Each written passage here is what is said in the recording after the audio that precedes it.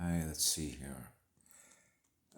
The upgrades are wonderful, absolutely no doubt. I call it clearing the cobwebs. Um, for those that listen to these things or watch these things, what I have to put up, these things are simply important because I realize where we're headed. And one of the things that I thought about that is very important is it's what I call you don't want. Somebody will perceive that, oh, you're telling me what to do. No. This is just how it works for my journey, okay? I don't want past events to hold me captive of future events, okay? You don't want it to impede what you experience next, which means one event to the next event is moving at such a high rate of speed that the event that you just experienced is lost. In other words, it's there, but you're already experiencing the next event, so you're aware of the next event, not the last event. Okay? That's living in paradise. Okay? Which means you're simply experiencing the energy in no time. You're just energy and you're experiencing the energy all around you. It's like being one with it in spirit. Okay? Just like I talked about sitting out on a board where the water's 100 feet deep and you can see the bottom of the Pacific Ocean. You're looking forward with your eyeballs, holographic information processing of the mountains that are plush green with waterfalls, and you know that you're living in paradise. And you realize who is giving you that experience. You're experiencing her. Okay? So you realize what she's given you. And it doesn't cost you anything to sit out there and experience that. Right? That's free energy. That means that the next moment and the next moment and the next moment and the next moment and the next moment and the next moment and the next moment, you're free. You're experiencing the most beautiful energy that I know to experience because you're liberated. Your energy's liberated. Okay? You're in paradise because you are paradise. You are what the light is. She is what the light is. Your spirit with her spirit. You're with a bigger, powerful spirit. So you know the company that you hang out with, right? So in some ways, when I think about the changes that are taking place, I cry a lot because I think of the past, but you don't want to be held captive to the past. But what I just described to you is something that I experienced being with her in that way because that's a frame of reference of the universe that you know that you live in, right? Bigger stuff, higher intelligence, higher creativity, infinite possibilities, infinite light, infinite imagination.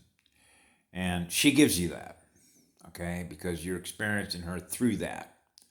What's possible because you're experiencing what's possible through her, which is the power of her light, which is the power of her spirit, which is the power of her being a teacher to show you how that works.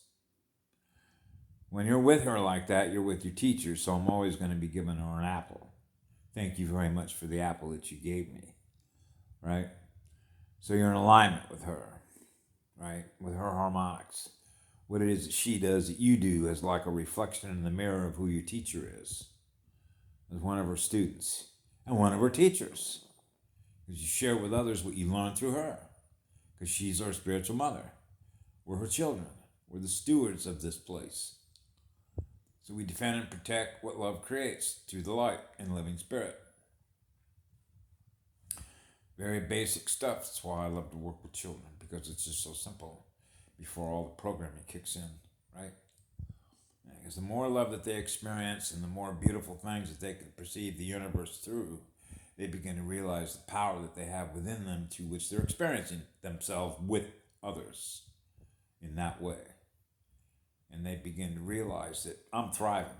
You want everything to thrive because it feels so beautiful to know that everything that is living and alive that you're celebrating with love is in living spirit that is in that light, and everything is thriving. So you're a part of the energy field in which everything is thriving around you because you're perceiving the energy in which it's being done. So you're part of the landscape. Just like a tree, just like the grass, just like the flowers, just like the plant, just like the whale, just like the squirrel, just like the wolves, just like the otters, just like the whales, just like the eagles, the bears, everything that's alive in nature. That's the living spirit that is in nature. She's the teacher. Everything that is in nature is teaching us the relationship that we have with everything that is there that is alive and living and sharing what they are with us. Right? So I'll share a bear story with you just to give you an example of how cool this is. Okay? There's a place down by the Smith River on the well, if you've ever get a chance to go, what's known as the Six Rivers National Forest, Six Rivers. I used to memorize the names of all those rivers.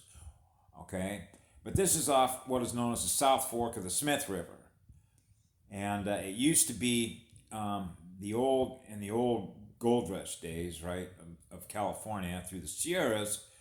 You have the Klamath National Forest, which is also known as the Klamath Knot, and it's called a knot because of the different granitic uplift and the volcanic way, because everything that's down towards from Crater Lake, if you've ever been to Crater Lake, that's just an amazing place.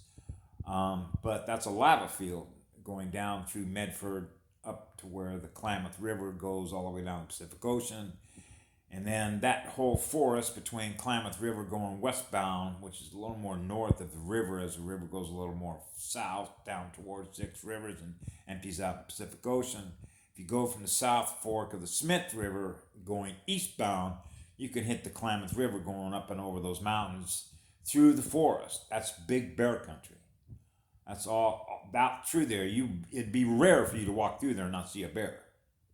Okay, hanging out there. I used to have bears come around my tent in the middle of the morning sometimes, all the time actually, leaving their prints in the snow and the rest of it. So I was in a place off the South Fork of the Smith River. I was going to hike a trail, which used to be part of the old trail that they used to transport goods on wagons that went from the Klamath River over through, from Happy Camp over to where Crescent City would be. Okay, which is the junction there on 99 going from Crescent City up to, say, Cave Junction, where the caves are.